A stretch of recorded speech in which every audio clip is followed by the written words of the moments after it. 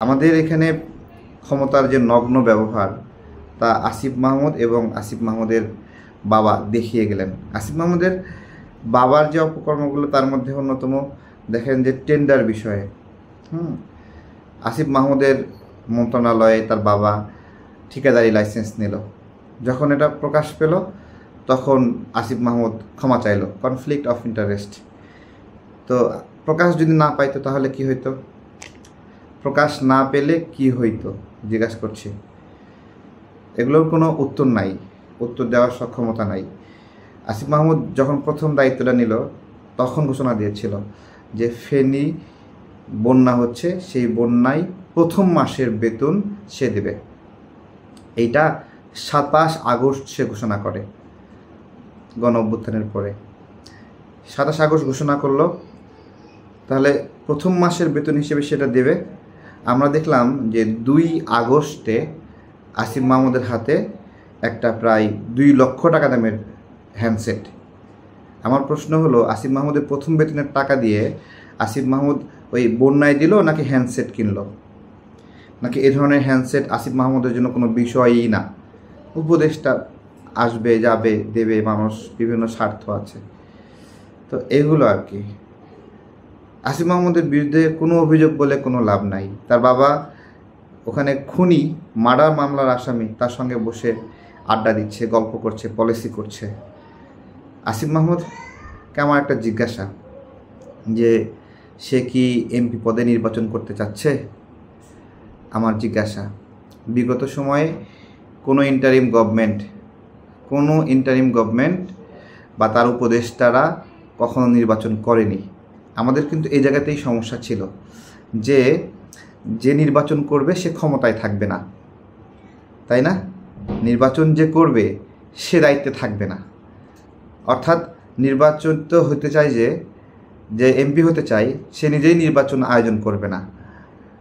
আমরা একটা নিরপেক্ষ সরকার চাচ্ছিলাম, তাই না? এখন শোনা যাচ্ছে আসিফ মাহমুদ মুরাদনগরে নির্বাচন করবে। খুব ভালো, নির্বাচন করবে। তা নির্বাচন করবে, বাবাকে দিয়ে ক্যাম্পিং করাচ্ছে, আশেপাশের আওয়ামী লীগ নেতাদেরকে সঙ্গে করে নিচ্ছে, খুব ভালো কথা।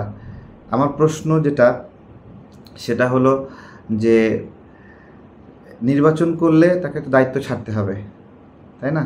এটা একটা ভিন্ন দৃষ্টান্ত হবে না যে অন্তর্বর্তী সরকারের উপদেষ্টা সে নিজেই নির্বাচন করতে চায়? তো অভিযোগ কার বিরুদ্ধে দেব? আসিফ মাহমুদের বিরুদ্ধে অভিযোগ দেওয়া। আর আকাশের ঠিকানায় একটা গান আছে না, আকাশের ঠিকানায় চিঠি দিলাম, ওই রকম হয়ে গেছে, যেই চিঠির কোনো দাম নাই, যে অভিযোগের কোনো দাম নাই। এবং আসিফ মাহমুদ সোশ্যাল মিডিয়া, তারপরে গণমাধ্যম, এগুলোকে এমনভাবে ব্যবহার করছে, যখন সে ওই যে বন্দুকের ম্যাগজিন নিয়ে বিমানবন্দরে ধরা খেলো, সেই ম্যাগজিনটা আসলে কি বন্দুকের ম্যাগজিন পুলিশ রেখে তদন্ত করার সাহস নাই। কার বিরুদ্ধে সাহস করবেন? ওই যে আকাশের ঠিকানায় চিঠি লিখার মতো, তার বিরুদ্ধে অভিযোগের কেউ কিছু করতে পারবে না।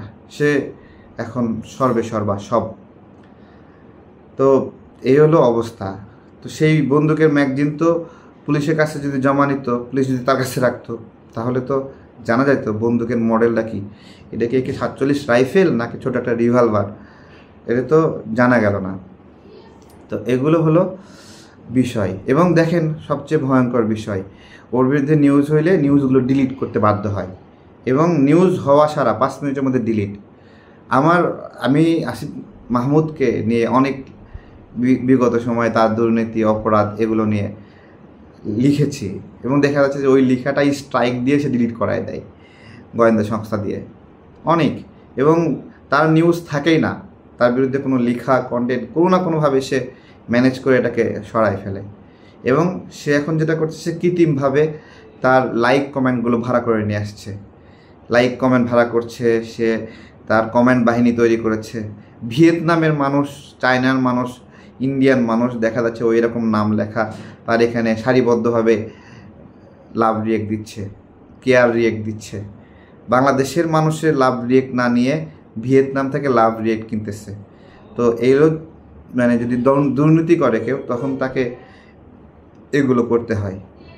আসিফ মাহমুদের বাবা যেই লেভেলে চলে গেছে, যে রাজনৈতিক বোঝাপড়ায় চলে গেছে, যে এই যে মুরাদনগরে মারামারি হলো না, বলতেছে বিএনপি এনসিপি মারামারি হয়েছে।